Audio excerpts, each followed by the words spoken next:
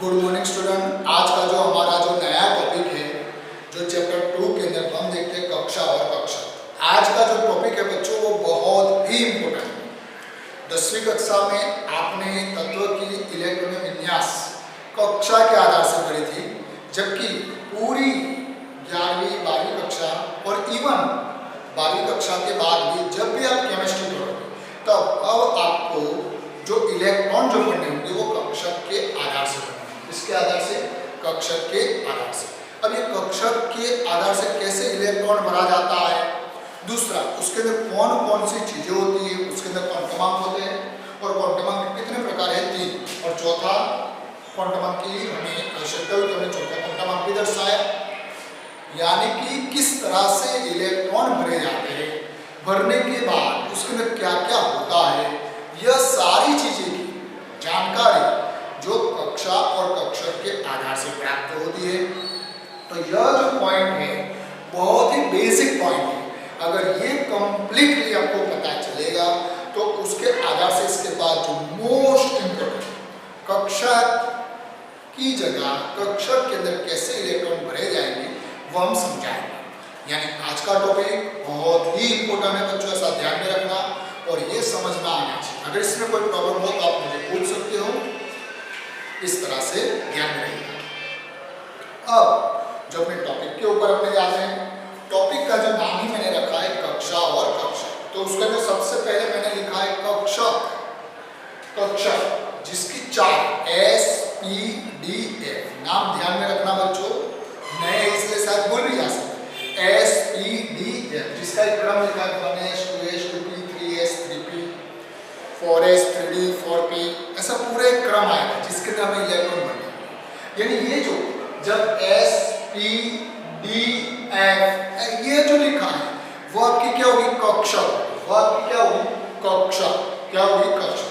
कक्षा किसे कहते हैं, तो जो KLMN है उसे क्या कहते हैं, कक्षा। जो 10वीं कक्षा में पढ़ के आए थे, 9वीं और 10वीं में यह टॉपिक आया।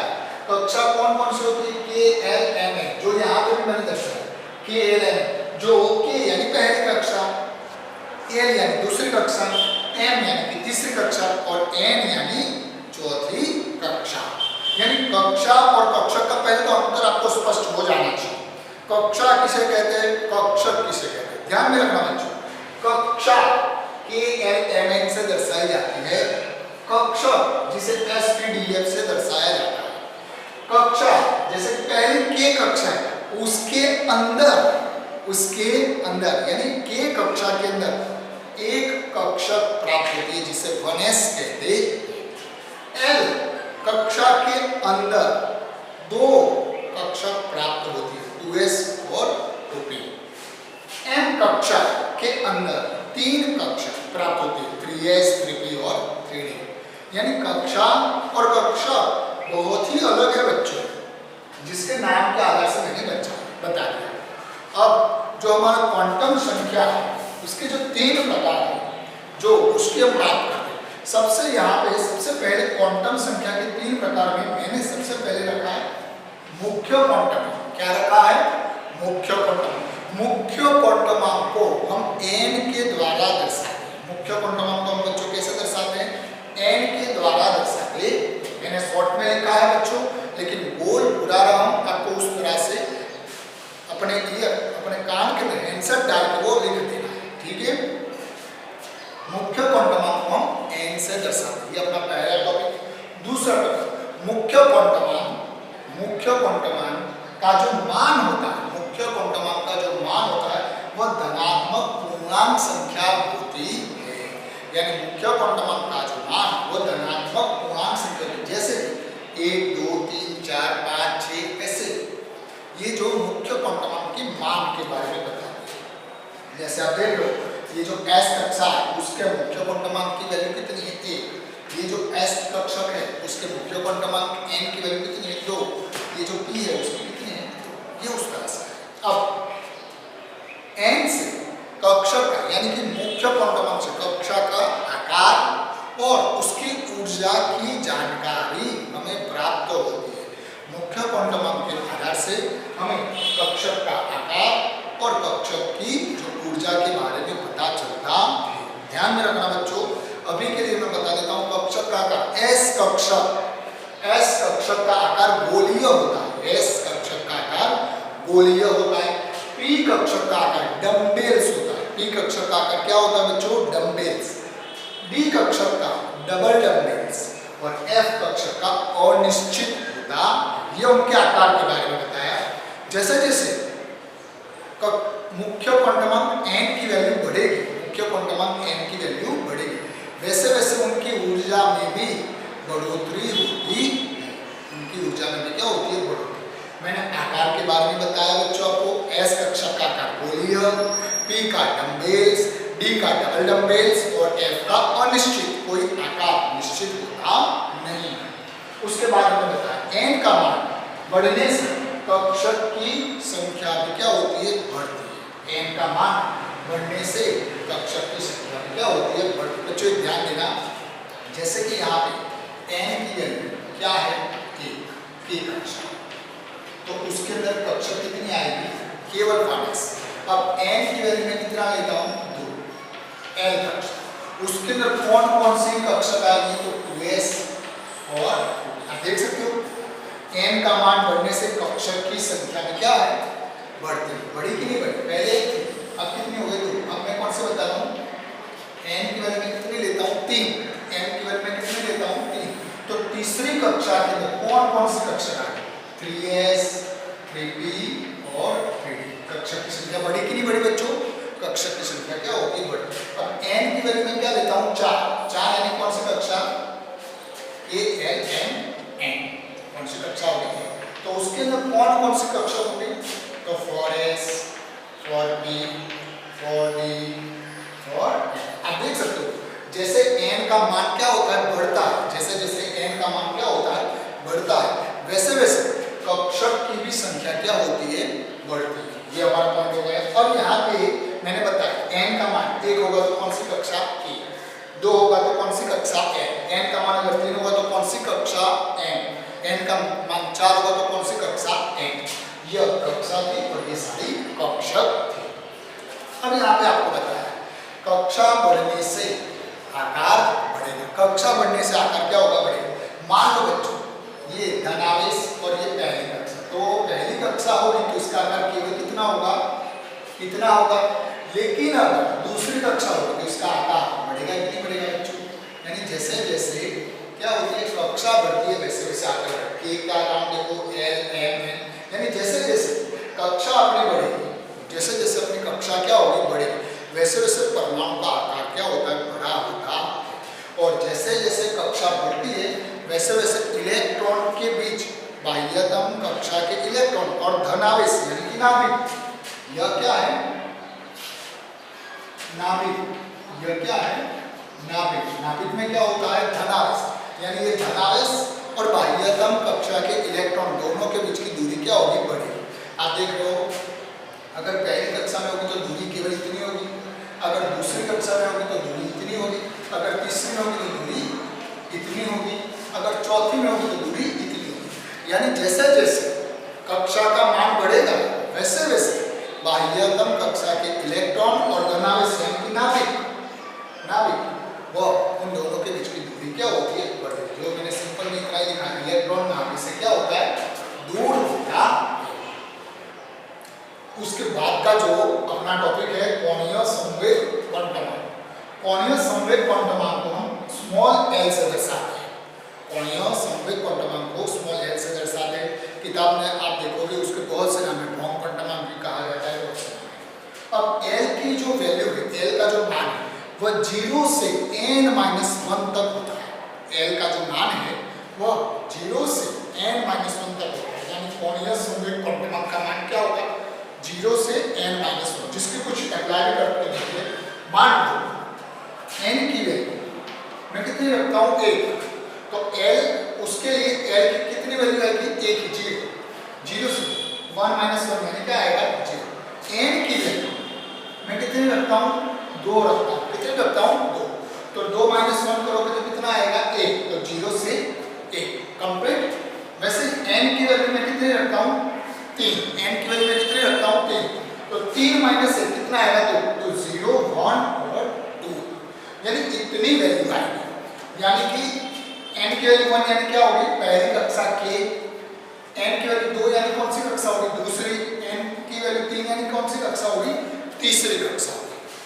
अब यहाँ पे आप देख सकते हो पहली कक्षा में n का मान क्या आया 0, दूसरी कक्षा में l का मान क्या है 0 और 1, तीसरी कक्षा में l का मान आया 0, 1 और 2। ये क्या है 0, 1, 2 क्या है, यह उपकोष की संख्या है। क्या है उपकोष की संख्या है, जिसको मैंने यहाँ पे दर्शा दिया है। अगर l का मान 0 आ जाए तो उसका मतलब कौन सी कक्षक होगी s कक्षक, कौन सी कक्षक होगी s। अगर l का मान 1 हो तो उसके अंदर कौन सी कक्षक होगी p। अगर l का मान 2 है तो उसकी कक्षक कौन सी होगी d। अगर 3 है तो क्या आएगा f। यानी ऐसा कह सकता हूँ यहाँ पे जी पहली कक्षा में कौन सा था g, तो यह जो अपनी पहली कक्षा है k के अंदर k का मान 0 यानी कौन सी कक्षक s, तो k वाली कक्षा में केवल कौन सी कक्षक होगी s कक्षक होगी। और n की वैल्यू 1 है इसलिए मैं क्या लिखूंगा 1s, क्या लिखूंगा बच्चों 1s। 1s कैसे आया दोबारा बोल देता हूं, आपने n की वैल्यू 1 रखी, सूत्र अपना था 0 से n - 1, n की वैल्यू क्या रखी 1, तो 0 से 1 - 1 0 यानी क्या आ गया 0, 0 का मतलब क्या होगा s कक्षक, 0 का मतलब क्या होगा s। आगे 1 कहाँ है, n की वैल्यू 1 थी इसलिए हमने क्या रखा 1 रखा, कंप्लीट। अब दूसरी कक्षा की बात करते हैं, अब यानी ये l कक्षा की बात करते हैं, हम कौन सी कक्षा की बात करते हैं दूसरी। तो दूसरी कक्षा में कितनी वैल्यू दी है 2, 0 और 1, 0 यानी कौन सा आएगा s, 0 यानी क्या होगा s, और n की वैल्यू क्या थी 2, तो हम क्या लिखेंगे 2s, क्या लिखेंगे बच्चों 2s। वैसे ही अब 1, तो 1 यानी क्या होगा p, 1 यानी क्या होगा p, और n की वैल्यू कितनी थी 2, तो आगे कितना लिखेंगे 2। तो दूसरी l कक्षा के कौन कौन सी कक्षा होगी 2s और 2p। वैसे ही मैं नीचे लिखता हूं। अब तीसरी कक्षा की बात करते हैं, तीसरी कक्षा में 0 का मतलब s, 1 का मतलब p और 2 का मतलब b, यहां से हमने लिया, इसके आधार से लिया। अब ध्यान देना बच्चों n की वैल्यू कितनी है 3, तो यहाँ पे मैं कितना लिखता हूँ 3, यहाँ पे मैं कितना लिखता हूँ 3, यानी कि तीसरी कक्षा यानी कौन सी n, कौन सी n। तो n कक्षा के अंदर कौन कौन से कक्षक होते हैं 3s 3p और 3d, कौन कौन से कक्षक होती है 3s 3p और 3d। समझ में आ गया बच्चों, l का जो मान होता है 0 से n - 1 होता है, और आपको ध्यान रखना कैसे आता है 0 1 2 3, 0 यानी s, 1 यानी p, 2 यानी d और 3 यानी f।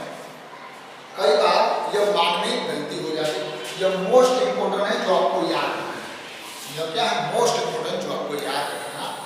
अगर l का मान 0 होगा तो s कक्षक, l का मान 1 होगा तो p कक्षक, उस तरह से कंप्लीट। यह जो टॉपिक था अपना, यानी k कक्षा में कौन कौन से कक्षक होते हैं तो 1s, l कक्षा में कौन कौन से होते हैं तो 2s और 2p, m कक्षा में कौन से होते हैं 3s 3p और 3d। वैसे ही n का मान क्या है 4 होगा तो n - 1, 4 - 1 करेंगे तो कितना आएगा 0 1 2 3। उसके आधार से आप n कक्षा में कौन कौन सी कक्षक है वह आप ज्ञात कर सकते हो। अब इसके बाद जो अपना दूसरा टॉपिक है वह देखते हैं चुंबकीय कक्षक क्वांटमांक की संख्या, चुंबकीय कक्षक क्वांटमांक की संख्या जिसे ml से दर्शाया जाता है।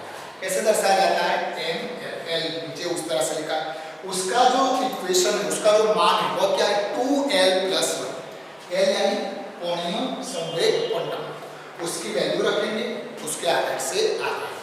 ध्यान रखना बच्चों चुंबकीय कक्षक क्वांटमांक जिसमें ml के आधार से मैंने बता दिया, उसका इक्वेशन क्या है 2l + 1। मान लो l की वैल्यू क्या होगी 0, तो यहाँ पे अगर 0 वैल्यू अपने रखेंगे तो 2 × 0 यानी कितना होगा 0, 0 + 1 यानी कितना आएगा 1 ही आएगा, क्या आएगा 1 कंप्लीट। लेकिन l की वैल्यू अब यहाँ पे कितना रखेंगे 1, तो 2 × 1, l की वैल्यू में कितना रख रहा हूँ अब 1 रख रहा हूँ, तो 2 + 1 कितना आएगा 3, तो 3 वैल्यू कौन कौन सी तो +1 0 -1, ये 3 वैल्यू हो गई। कितना आया यहाँ पे आंसर l = 1 रखने से कितना आंसर आया था 3 आया। कितना आया था ml का मान कितना आया था 3, तो माइनस। कंप्लीट बच्चों। अब वैसे ही एल की वैल्यू में हम यहाँ पे कितनी रखूंगा बच्चों 2 रखना। कितना रखूंगा 2। तो 2 गुणा 2 4, 4 और 1 5। यानी वैल्यू कितनी आई 5। तो 5 वैल्यू है तो आपको क्या करना है पहले बीच में क्या रखो 0। यानी एक हो गए हमें टोटल कितनी रखनी है 5। तो +1 +2 +1 +2 -1 और -5 वैल्यू हो गई कितनी हो गई। इस तरह से l 2 होगा तो कितना आएगा -2 -1 0 +1 +2 टोटल वैल्यू कितनी होगी 5। यहाँ पे l की वैल्यू 1 थी तो क्या हो गया +1 0 माइनस यह क्या चुंबकीय कक्षक पटना की संख्या। उसके लिए इक्वेशन क्या है 2l + l की जो वैल्यू है। और वैसे ही अगर मान लो l की वैल्यू कितनी हो 3 तो यहाँ पे अपने कितने रखेंगे 3 रखेंगे। तो 3 गुणा 2 6 6 और 1 7 7 है तो पहले आपको क्या रख देना है 0। फिर -+1 +2 +3 4 हो गए। फिर -1 -2 -3 कुल मिलाकर कितने हो गए 7। यह चुंबकीय कक्षक पटना की वैल्यू है जो कि हमें यहाँ रखनी है। तो यहाँ उसको अप्लाई कैसे करेंगे P क्या होता है L 1। P की वैल्यू क्या होती है 1। तो यहाँ पे यह जो है इसकी वैल्यू क्या होगी 0 यह -1 और यह क्या होगा प्लस। वैसे अगर यहाँ पे देखोगे यह 0 यह -1 यह -2 यह +1 और ये प्लस। अब यहाँ इंपॉर्टेंट बात S कक्षक जो होता है उपकोष लिखा है मैंने। उपकोष SPDF जिसे हम कक्षक कहते हैं और कक्षक के अंदर जो पेटा कक्षक होते हैं उसकी संख्या के बारे में बताएं। तो S कक्षक का उपकोष के अंदर पेटा कक्षक कितनी होती है एक ही होती है। कितनी होती है बच्चों 1। P के अंदर कितनी होती है 3। D के अंदर बच्चों कितनी होती है 5 और F के अंदर कितनी होती है 7। ध्यान देना S के अंदर है कि जिसे हम इस तरह से ब्लॉक के आधार से दर्शाते हैं। P के अंदर कितनी होती है 3 उसमें क्या कहा जाता है PX PY और PZ ये 3 नाम। यानी कि P उपकोष के अंदर कितनी कक्षक होती है 3 PX PY और PZ। P कक्षक के उपकोष के अंदर कितनी कक्षक होती है 3 PX PY और PZ। वैसे अगर D उपकोष होगा कौन सा होगा D तो उसमें भी कितनी होती है 5। D में कितनी होगी 5। कैसे पता चला L क्या है 2 2 में कितनी होती है 5।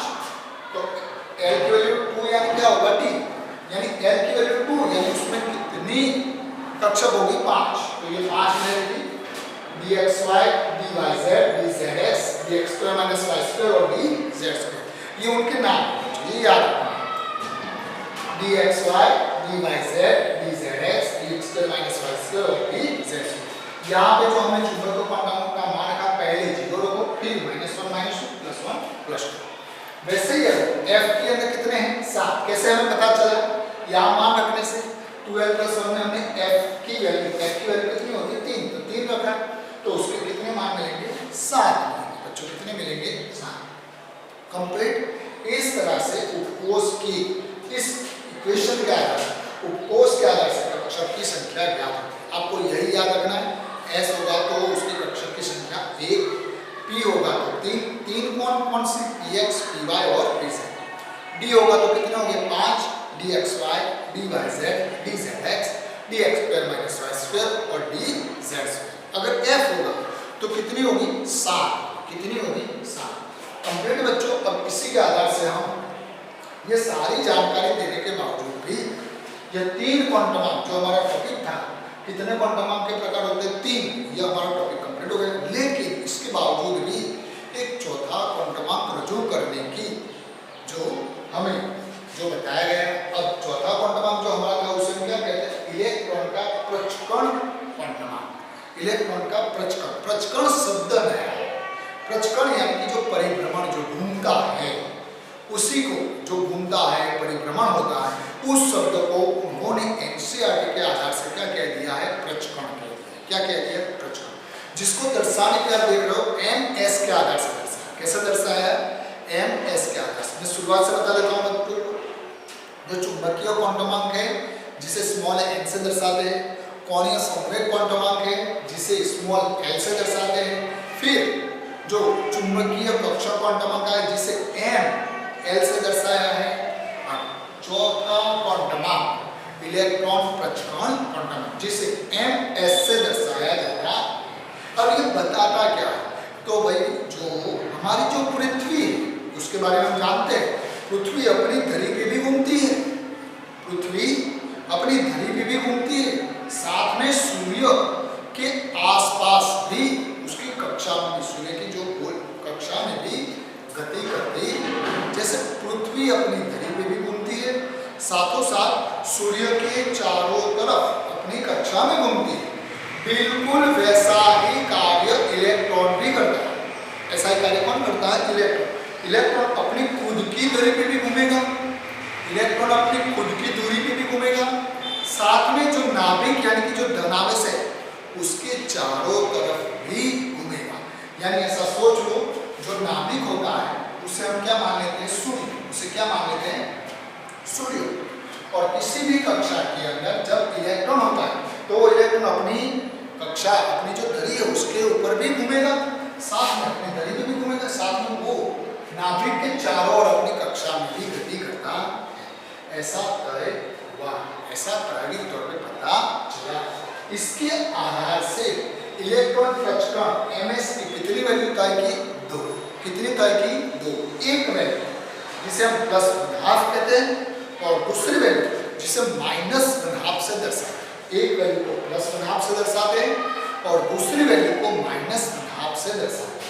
अब यह जो दो प्रकार की जो अवस्था है जिसे हम किस तरह से दर्शाते हैं? तो सिंबॉलिक तौर पर हम इस तरह से एरो दर्शाते हैं। सिंबॉलिक तौर पर हम क्या दर्शाते हैं? इस तरह का एरो दर्शाते हैं। अगर एरो ऊपरी ओर हो तो इस तरह से, और दूसरा निचली ओर, यानी इलेक्ट्रॉन की जो दोनों तरह की गति होती है, इलेक्ट्रॉन एक यूं जाता है, एक यूं जाता है और एक यूं जाता है, तो दोनों विपरीत दिशा में गति करते हैं। इलेक्ट्रॉन विपरीत दिशा में गति करते हैं। यह दर्शाने के लिए इस तरह का सिंबल दर्शाते हैं।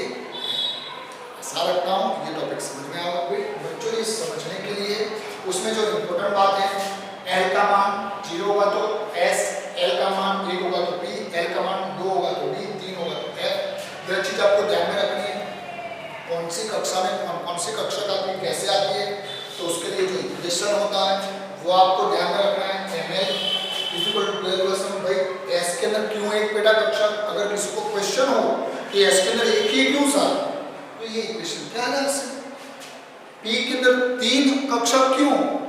तो 12+1 के आधार से। कोई कहे सर D के अंदर 5 कक्षा की क्यों? 12+1 के आधार से। ये जो सारे क्वेश्चन जो अपने दिमाग में बनते हैं ऐसा क्यों, ये उन सभी का आंसर है। यानी कि यह जो टॉपिक उसी के आधार से आगे हमें इलेक्ट्रॉन भरना सीखना है, जिसका यह हमारा बेसिक पॉइंट था जो मोस्ट इम्पोर्टेंट है। आशा रखता हूँ यह जो पॉइंट आगे होगा उसके आधार का एक सवाल है जो हम बाद में देखेंगे। बच्चों जो अभी मैंने जो आपको टॉपिक समझाया उसके आधार से 2 सवाल है वो हम देखते हैं। यानी कि ये पूरा जो टॉपिक था उस टॉपिक के आधार से किस तरह से सवाल पूछे जाते हैं तो हम देखते हैं। जैसे कि यहाँ पर आपको सबसे पहला लिखा है n = 3 के संबंधित कक्षकों की कुल संख्या क्या हो, यानी कि n = 3 हो, n क्या होगा 3, तो उसकी कुल कक्षकों की संख्या क्या होगी। तो उसके लिए जब भी ऐसा क्वेश्चन आएगा और ऐसा 1 नंबर का सवाल मोस्ट इंपोर्टेंट है, बहुत सी बार पूछा गया है बच्चों। अब आपको इसका जो इक्वेशन होता है कुल कक्षकों की संख्या के लिए क्या होता है n²। जब भी कुल कक्षकों की संख्या पूछी जाए तो उसके लिए जो उसका जो इक्वेशन होता है, इक्वेशन क्या है n²। तो यहाँ पे आप बच्चों देख सकते हो n², n की वैल्यू क्या थी 3, तो 3 का स्क्वायर, तो 3 का स्क्वायर कितना आएगा 9। यानी कुल कक्षकों की संख्या कितनी होगी 9। अब कैसे 9 आएगी, ये तो इक्वेशन में डायरेक्ट रखा है, इक्वेशन में हमने डायरेक्ट रख दिया। अब वही प्रूव करते हैं बच्चों, तो ध्यान में रखना n की वैल्यू जब 3 होगी, n की वैल्यू कितनी होगी 3, तो यहाँ हम देख सकते हैं कि इस इक्वेशन में हम रखेंगे n की वैल्यू 3 होगी, तब कौन सी कक्षा होगी तीसरी कक्षा। और तीसरी कक्षा में उपकोष n कौन से हो सकते हैं 0, 1 और n = 3 होगा तो उस समय उपकोष उसके अंदर कौन से होंगे 0, 1 और ध्यान में रखना बच्चों 0 है l =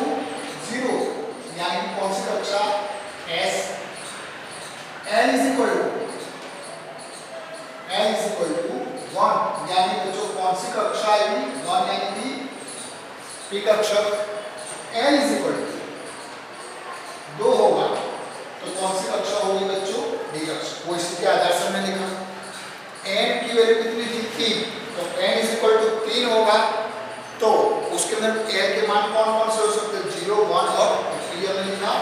l की l इज इक्वल टू यानी कि 0, 1 और 0 यानी कि s, 1 यानी कि p और 2 यानी कि d। और n का मान कितना है? 3 है तो सबके आगे में क्या लिख देता हूं? अब 3s के अंदर बेटा कक्षा कितनी होती है? 1। 3s के अंदर कक्षा कितनी होती है? 1। p के अंदर कितनी होती है? p की कितनी होती है? 3। और d की बच्चों कितनी होती है? 5। d की बच्चों कितनी होती है? 5। इन सबका जोड़ करोगे तो कितना हो जाएगा? 9 हो जाएगा। वही हमने डायरेक्ट इक्वेशन में रखा n square is equal to कितना आएगा? 9। अब 9 कैसे आया वो बताया मैंने। n इज इक्वल टू 3 यानी कि तीसरी कक्षा में कौन कौन से उत्कोष होंगे? तो 0, 1 और 2। 0, 1 और 2 और वो 0, 1 और 2 में कैसे ज्ञात हुआ? इस मान के आधार से 0 से n-1 मान के आधार से वो रखा हमने। तो l की वैल्यू 0 यानी कि s, l की वैल्यू 1 यानी कि b, l की वैल्यू 2 यानी कि d। अगर n इज इक्वल टू 3 था तो सबके आगे मैंने क्या लिख दिया? 3। और s कक्षा हो तो उसमें कितनी कक्षा होती है? 1। p कक्षा हो तो उसमें कितनी होती है? 3। और d होगी तो कितनी होगी? 5। सबका जोड़ कर दिया तो कितने आएंगे? 9। यानी कि n इज इक्वल टू 3 में यानी तीसरी जो अपनी कक्षा हो उसमें 3s होगा, 3p होगा और 3d होगा। बच्चों कंप्लीट हो गया। अब उसी के आधार से आपको पिता ने दूसरा बता दिया है n इज इक्वल टू 2 है और l इज इक्वल टू 1 होगी तो वो कौन सी कक्षा होगी? तो आपको पहले क्या करना है? l is equal to 1, l is equal to 1 यानी क्या होगा? p। l की वैल्यू 1 यानी क्या होगा? p और n की वैल्यू क्या? 2 यानी क्या होगा? 2। तो इसकी जो आंसर आएगा वो क्या होगा? 2p होगा। क्या होगा? जैसे इसके बाद क्या पूछा? n की वैल्यू 4 और l की वैल्यू 0 हो तब कौन सी कक्षा होगी? 0 है, l की वैल्यू 0 यानी कौन सी कक्षा? s। कौन सी कक्षा? s। और n की वैल्यू 4 यानी कि यहां हमने क्या लिखा? 4s। वैसे ही l की वैल्यू कितनी है? 3। आप देख सकते हो l की वैल्यू 3 होगी तो वो कौन सी कक्षा आएगी? f। कौन सी आएगी? f कक्षा आएगी। और n की वैल्यू कितनी है? 5। तो आपको क्या करना है? 5 कंप्लीट यानी वह कक्षा कौन सी होगी? 5f। उसके बाद की बात करता हूं बच्चों। l की वैल्यू कितनी है? 2। तो यहां पे आप देख सकते हो l की वैल्यू 2 यानी कौन सी कक्षा आएगी? d आएगी। कौन सी आएगी? d। और n की वैल्यू 3 है तो आगे क्या आएगी? 3। यानी कि n और l की वैल्यू के आधार से कौन सी कक्षा है वो भी आप बता सकते हो। आशा रखता हूँ यह जो सवाल है आपको समझ में आ जाए। बच्चों इसी तरह के सवाल आपको पूछे जाते हैं या तो फिर मुख्य क्वांटमांक के बारे में कोई 2 मार्क का सवाल आ सकता है और ये संवेग क्वांटमांक के बारे में समझाओ 2 मार्क का क्वेश्चन आ सकता है। चुंबकीय क्वांटमांक के बारे में समझाओ 2 मार्क का सवाल आ सकता है या तो इलेक्ट्रॉन का प्रचकण।